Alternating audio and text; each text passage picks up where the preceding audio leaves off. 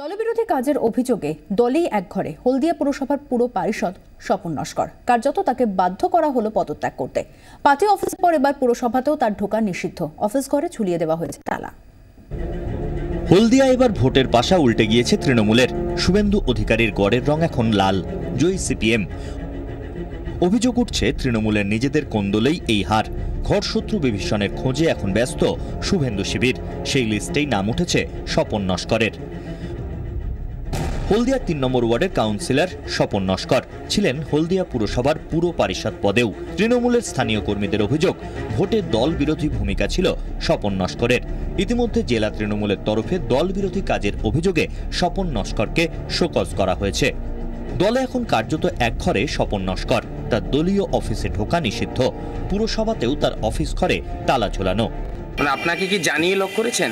না, তাহলে আমি এসে দেখছি আচমকা লক করা আছে। কদিন ধরে লক করা? 3 দিন। তো আপনি কি চলে যাবেন না কিছু করবেন? আমি পদত্যাগপত্র দিয়ে অলরেডি বাড়ি যাচ্ছি।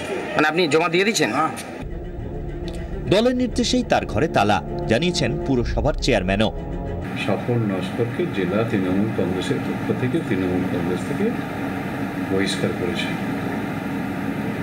সেই অনুযায়ী তৃণমূল কংগ্রেসের যেহেতু তিনি সিআইসি ছিলেন, ফলে তৃণমূল কংগ্রেসের সিআইসি থাকতে পারেন না।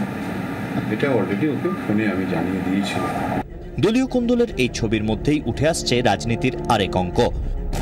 2011 বিধানসভা ভোটে হলদিয়ায় সিপিএম প্রার্থীকে হারিয়ে জয়ী হন তৃণমূলের শিউলি সাহা।